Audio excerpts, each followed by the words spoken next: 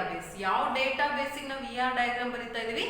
Company ಡೇಟಾಬೇಸಿಗೆ. Okay, so some alternative ER notations ನೋಡೋಣ. Means features already ನಾನು explain ಮಾಡಿದ್ದೆ.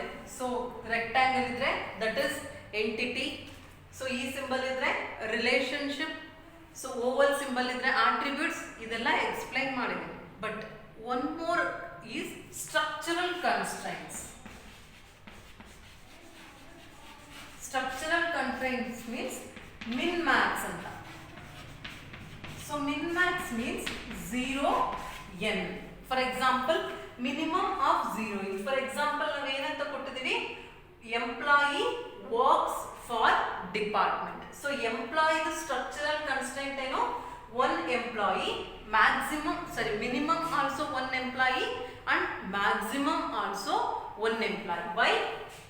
1 employee can work in 1 department, that's it, right? So ಇದಕ್ಕೆ ನಾವೇನಂತೀವಿ? Structural constraint. Min max for example employee ಎಷ್ಟು participate ಮಾಡ್ಬೋದು ಆ particular relationship ಅಲ್ಲಿ ಅಂತ. ಮಿನಿಮಮ್ 1 ಎಂಪ್ಲಾಯಿ, ಮ್ಯಾಕ್ಸಿಮಮ್ ಕೂಡ 1 ಎಂಪ್ಲಾಯಿ ಅಂತ. ಸೊ ಹಿಯರ್ ಆಲ್ಸೋ ಡಿಪಾರ್ಟ್ಮೆಂಟ್ ನೋಡ್ರಿ,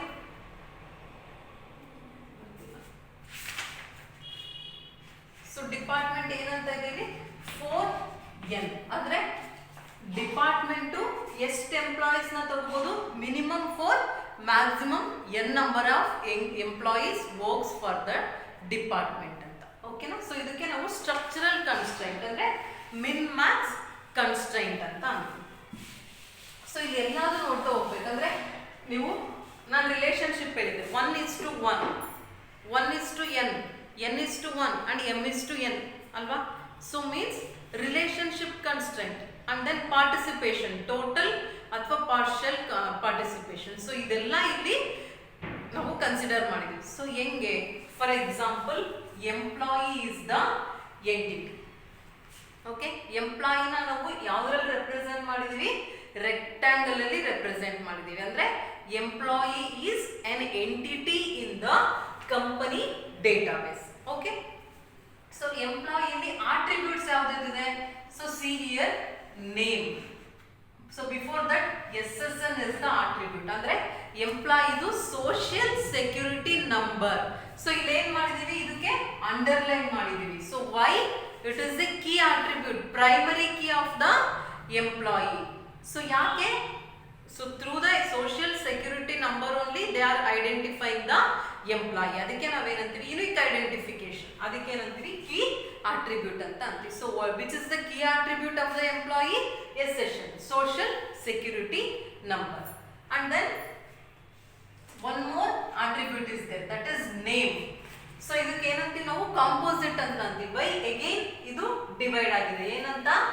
first name, middle initial and then last name ಅಂತ. ಸೊ ಇದು composite attribute. And then address. So this is also one attribute. And salary.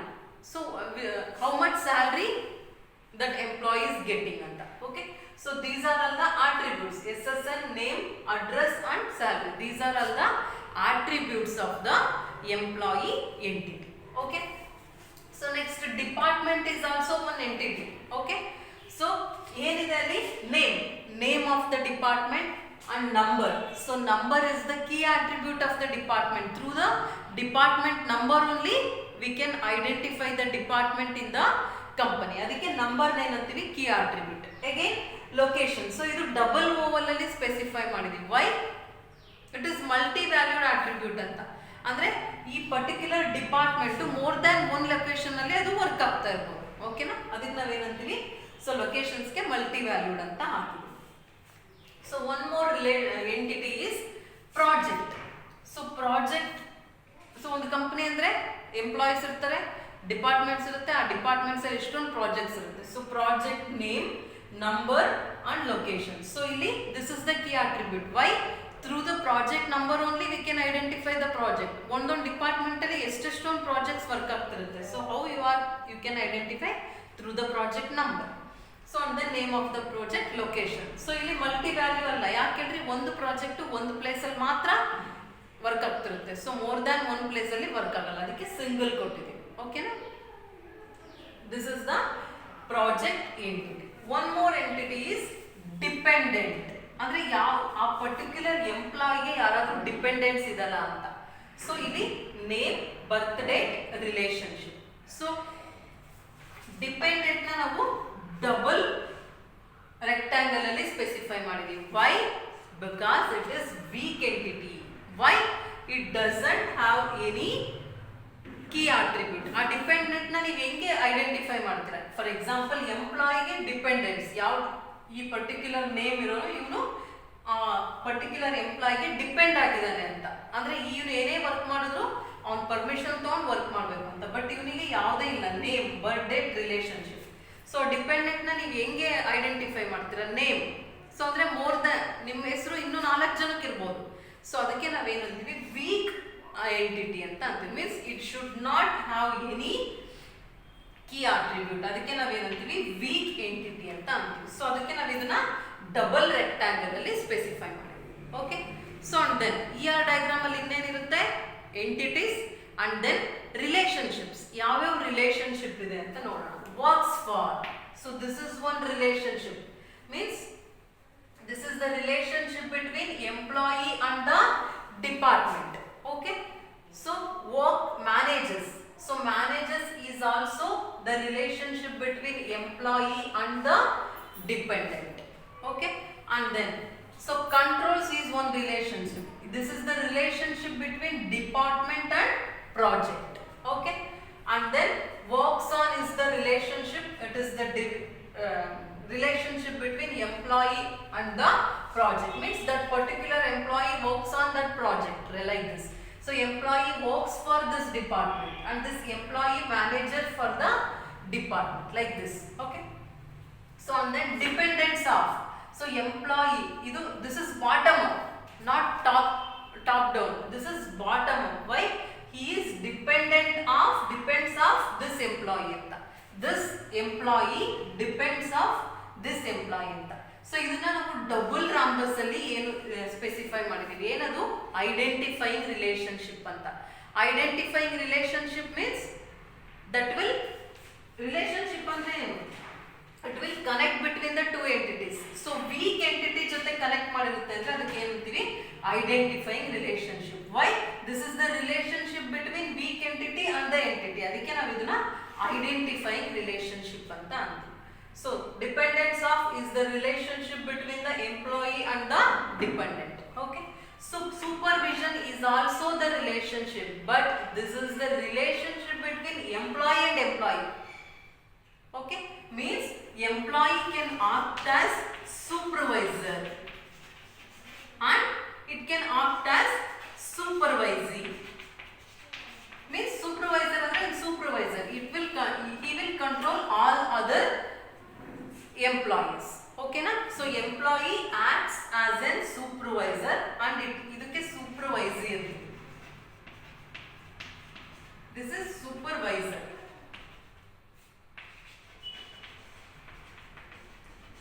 Means employee can act as supervisor and then supervisor. Okay na? So adakke ನಾವು supervision anta relationship ಹೇಳ್ತೀವಿ. So means supervisor can, so see here, one supervisor can supervise the n employees. So this is the relationship between employee and employee. So next ಇನ್ನೇನಿರುತ್ತೆ relationship? For example ಮ್ಯಾನೇಜರ್ಸ್ಗೆ ಒಂದು attribute ಇದೆ, ಏನಂತ? Start date. ಅಂದ್ರೆ ಈ employee manager ಆಗಿ ಯಾವಾಗ work ಮಾಡೋದು ಸ್ಟಾರ್ಟ್ ಮಾಡ್ದ ಅಂತ. ಓಕೆನಾ? ಸೊ ಈ ಡಿಪಾರ್ಟ್ಮೆಂಟಿಗೆ ನೋಡ್ರಿ ಇನ್ನೊಂದು ಆಟ್ರಿಬ್ಯೂಟ್ ಇದೆ, that is number of employees. ಅದನ್ನ ಡಾಟೆಡ್ ಅಲ್ಲಿ ನಾವು ತಗೊಂಡಿದೀವಿ. ಯಾಕೆ? ದಟ್ ಇಸ್ ಡಿರೈವ್ಡ್ ಆಟ್ರಿಬ್ಯೂಟ್ ಅಂತ. So this number of employees can derive from another employee, ಸರಿ, ಅನದರ್ ಆಟ್ರಿಬ್ಯೂಟ್. ಅದಕ್ಕೆ ನಾವೇನಂತೀವಿ? ಡಿರೈವ್ಡ್ ಆಟ್ರಿಬ್ಯೂಟ್ ಅಂತ ಅಂತೀವಿ. ಓಕೆನಾ? So next participation. ಸೊ ನಾವು ಡಬಲ್ ಲೈನ್ ಹಾಕಿದ್ರೆ ಏನಂತೀವಿ? Total participation. So single line ಹಾಕಿದ್ರೆ ಪಾರ್ಷಿಯಲ್ ಪಾರ್ಟಿಸಿಪೇಷನ್ ಅಂತ ಅಂತೀವಿ. ಇಲ್ಲಿ ಏನಿದೆ? Total participation. Why? All the employees works for some department, right? So ಯಾವ್ದಾದ್ರು ಎಂಪ್ಲಾಯಿ ಖಾಲಿ ಇರ್ತಾರ? No, right? ಸೊ ಅದಕ್ಕೆ ಟೋಟಲ್ ಪಾರ್ಟಿಸಿಪೇಷನ್. ಏನಕ್ಕೆ? ವರ್ಕ್ಸ್ ಫಾರ್ ಗೆ. And then department works for ಅಲ್ಲಿ ಏನಿರುತ್ತೆ? ಟೋಟಲ್ ಪಾರ್ಟಿಸಿಪೇಷನ್ ಇರುತ್ತೆ. ಯಾಕೆ ಹೇಳಿ? ಎಲ್ಲಾ ಡಿಪಾರ್ಟ್ಮೆಂಟ್ಗೂ ಎಂಪ್ಲಾಯೀಸ್ ಬೇಕು. Without the employees, how you are going to run the department, right? So ಎಲ್ಲ ಡಿಪಾರ್ಟ್ಮೆಂಟ್ಸ್ಗೆ ಎಂಪ್ಲಾಯೀಸ್ ಬೇಕು, ಅದಕ್ಕೆ ಎಲ್ಲ ಡಿಪಾರ್ಟ್ಮೆಂಟ್ ಟೋಟಲ್ ಪಾರ್ಟಿಸಿಪೇಷನ್ ಇರುತ್ತೆ ವರ್ಕ್ಸ್ ಫಾರ್. ಬಟ್ ಮ್ಯಾನೇಜರ್ಸ್ಗೆ ಸಿಂಗಲ್ ಪಾರ್ಟಿಸಿಪೇಷನ್ ಇದೆ. ಯಾಕೆ ಹೇಳಿ? Partial participation. ಸೊ ಮ್ಯಾನೇಜರ್ಸ್ ಅಂದ್ರೆ ಏನು? Manager only one employee can work as a manager. ಎಲ್ಲರೂ ಮ್ಯಾನೇಜರ್ ಆಗಕ್ಕಾಗುತ್ತಾ? ಈಗ 10 ಎಂಪ್ಲಾಯೀಸ್ ಇರ್ತೀವಿ. ಸೊ ಈ ಡಿಪಾರ್ಟ್ಮೆಂಟ್ಗೆ ಮ್ಯಾನೇಜರ್ ಯಾರಿರ್ತಾರೆ? ಒಬ್ಬರೇ ಮ್ಯಾನೇಜರ್. ಅವರು ಕೂಡ ಎಂಪ್ಲಾಯಿನೇ, but he is manager, that's it. So ಅದಕ್ಕೆ ಏನಂತೀವಿ? ಪಾರ್ಷಿಯಲ್ ಪಾರ್ಟಿಸಿಪೇಷನ್ ಅಂತ ಅಂತೀವಿ. ಅಂದ್ರೆ ಯಾವ್ದಾದ್ರು ಒಂದು ಎಂಪ್ಲಾಯಿ ಮಾತ್ರ ಮ್ಯಾನೇಜರ್ ಆಗಿ ವರ್ಕ್ ಮಾಡ್ತಿರ್ತಾರೆ. So this is total participation. Why? All the departments can have a manager, right? Manager ಇಲ್ದಲೇ ಇರೋ ಡಿಪಾರ್ಟ್ಮೆಂಟ್ ಇರುತ್ತಾ? ಇಲ್ಲ. ಸೊ ಎಲ್ಲಾ ಡಿಪಾರ್ಟ್ಮೆಂಟ್ಗೂ ಮ್ಯಾನೇಜರ್ ಬೇಕು. ಅದಕ್ಕೆ ಇದಕ್ಕೆ ಟೋಟಲ್ ಪಾರ್ಟಿಸಿಪೇಷನ್ ಅಂತ ಅಂತೀವಿ. ನೋಡ್ರಿ ಇಲ್ಲಿ ಡಬಲ್ ಇದೆ. Okay. So and then employee works on. So employees works on this project ಅಂದ್ರೆ total participation. Why? All employees is working for some projects. So one project can have many employees. ಅದಕ್ಕೆ ಏನಂತೀವಿ? Total participation ಅಂತ ಅಂತೀವಿ. Here also right, ಒಂದು department control ಮಾಡುತ್ತೆ ಯಾವ್ದನ್ನ? Project. So ಅದಕ್ಕೆ partial. But ಎಲ್ಲಾ ಪ್ರಾಜೆಕ್ಟ್ಸ್ ಡಿಪಾರ್ಟ್ಮೆಂಟಲ್ ಇದ್ದೇ ಇರುತ್ತೆ, ಅದಕ್ಕೆ total participation. So here also dependence of ಅಂದ್ರೆ ಇದೆಲ್ಲ ಡಿಪೆಂಡೆನ್ಸ್ ಯಾವುದೋ ಒಂದು ಎಂಪ್ಲಾಯ್ ಮೇಲೆ ಡಿಪೆಂಡ್ ಆಗೇ ಇದೆ, ಅದಕ್ಕೆ ಟೋಟಲ್ ಪಾರ್ಟಿಸಿಪೇಷನ್. ಸೊ ಹಿಯರ್ ಯಾವ್ದಾದ್ರು ಒಂದು ಎಂಪ್ಲಾಯೀಸ್ ಮಾತ್ರ ಡಿಪೆಂಡೆನ್ಸ್ ಇರುತ್ತೆ. ಸೊ ಅದಕ್ಕೆ this is partial participation. Okay. And then here supervision and then supervisor, total partial participation. Okay, so this is about total. And then one more is relationship constraints, 1:1, 1:n like this. So see here, n employees can works for in one department. ಅಥವಾ one department can have many employees. ಏನಿದೆ ಇಲ್ಲಿ? n:1 ಇದೆ. So many employees can works for department and one department can have many employees. So ಇಲ್ಲೇನಿದೆ? Managers ಗೆ 1:1 ಇದೆ. ಅಂದ್ರೆ one employee can have a manager as one department and one department can have only one employee as a manager. So here m:n ಇದೆ. ಅಂದ್ರೆ more than one employee can works on more than one project ಅಥವಾ more than one project can have more than one employees.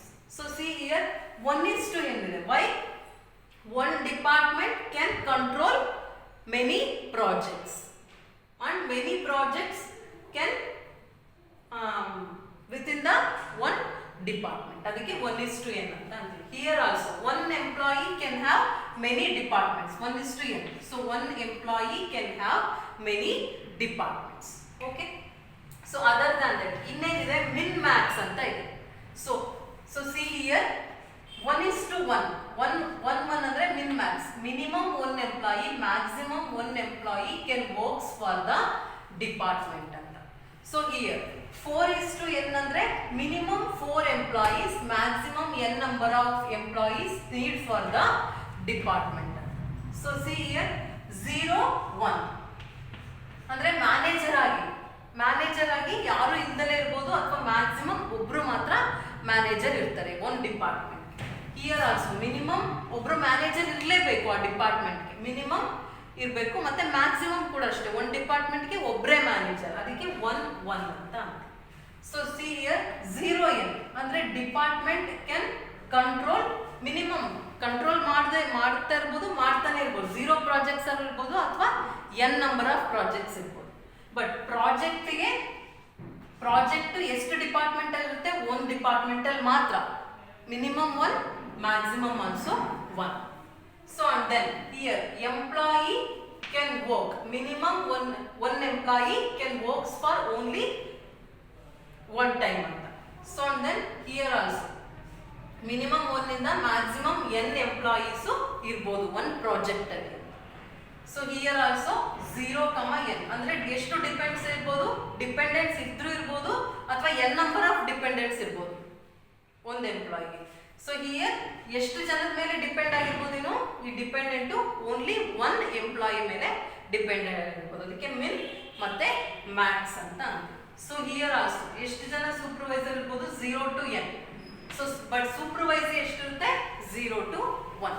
ಓಕೆನಾ. But ಈ ಸೂಪರ್ವೈಸರ್ಗೆಲ್ಲ ಒಬ್ಬನೇ supervisor ಇರ್ತಾರೆ. But ಸೂಪರ್ವೈಸರ್ಗೆ n number of employees ಇರ್ಬೋದು ನೋಡ್ರಿ 0, n. ಸೊ 0 ಇಂದ n ನಂಬರ್ ಆಫ್ ಎಂಪ್ಲಾಯೀಸ್ ಇರ್ಬೋದು. ಒಬ್ಬ ಸೂಪರ್ವೈಸರ್ ಎಷ್ಟು ಜನ ಬೇಕಾದ್ರೂ ಎಂಪ್ಲಾಯಿನ ಸೂಪರ್ವೈಸ್ ಮಾಡ್ಬೋದು ಅಂತ. ಬಟ್ ಇಲ್ಲಿ ಒಬ್ಬ ಎಂಪ್ಲಾಯಿಗೆ ಒಬ್ಬನೇ ಸೂಪರ್ವೈಸರ್ ಮಾತ್ರ, ಇಬ್ಬಿಬ್ರು ಸೂಪರ್ವೈಸರ್ ಇರಲ್ಲ.